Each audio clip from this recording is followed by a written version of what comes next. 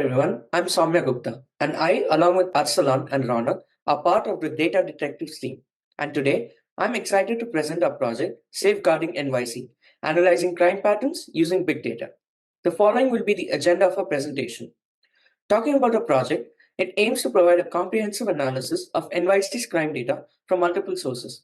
By identifying patterns, intensities, and distributions of crimes, our goal is to aid stakeholders in understanding and effectively responding to criminal activities in NYC. The following are the key stakeholders of our project: regular citizens, NYPD, and immigrants. Now we will talk about the data architecture we implemented for this project.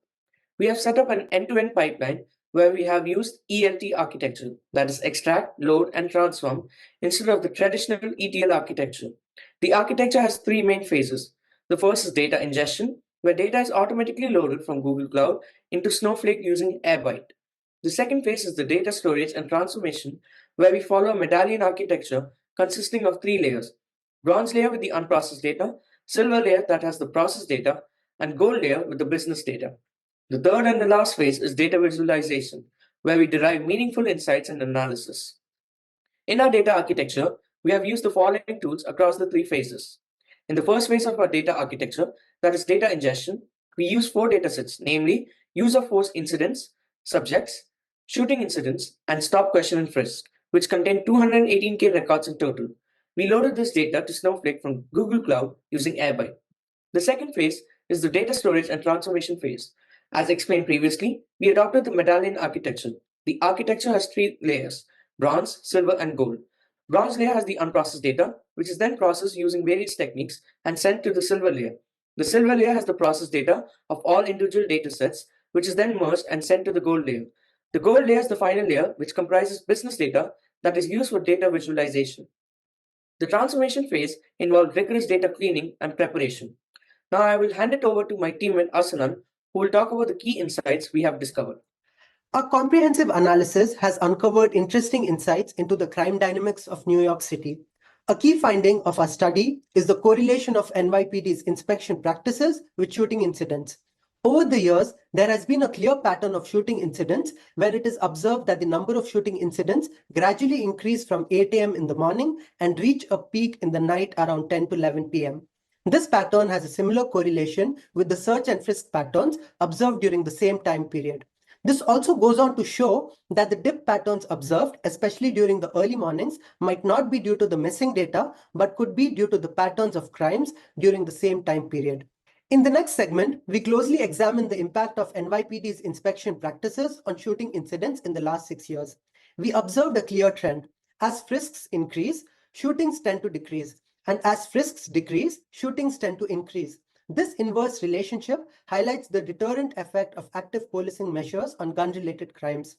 Therefore, it is important for policymakers to consider these findings in strategizing law enforcement activities to reduce future gun violence in the city. Furthermore, we compared inspection data with arrest records to understand the effectiveness of NYPD inspections. Our analysis shows that around 15% of the inspections result in a weapon being found. On drilling down further, surprisingly, 25% of these incidents where weapon was found did not result in an arrest. On further inspection, 70% of these non-arrests were found with CPW, which is criminal possession of weapon, which according to the law has a minimum sentence of 3.5 years if found guilty.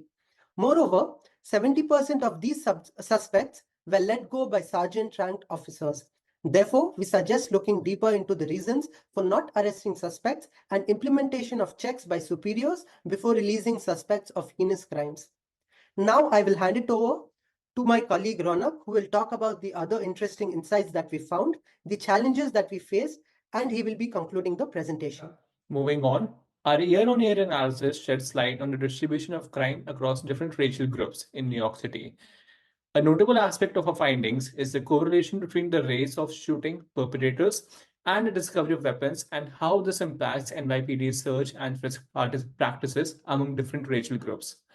It has been observed that people of African and Hispanic descent were stopped, searched, and frisked more frequently than the whites and people of other descents.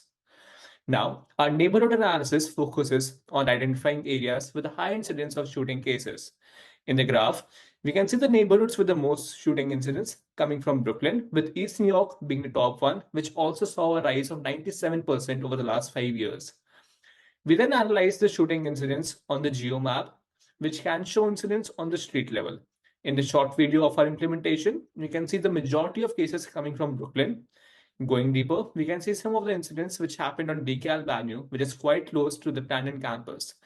This analysis is crucial for deploying resources effectively, such as increasing police patrols in these areas. Our journey was not without challenges. We navigated issues related to data quality, integration, scalability, data provenance, and handling complex geospatial data, which we have overcome to a certain extent. Now, in conclusion, our analysis provides invaluable insights into crime patterns in NYC. It's a testament to the power of data-driven approaches in enhancing public safety and governance. Our work lays a foundation for future research and offers a framework applicable to urban settings worldwide. In future, we are planning to implement a time series model which can predict crime patterns. With that, we come to the end of our presentation. We thank you all and we are now open to questions.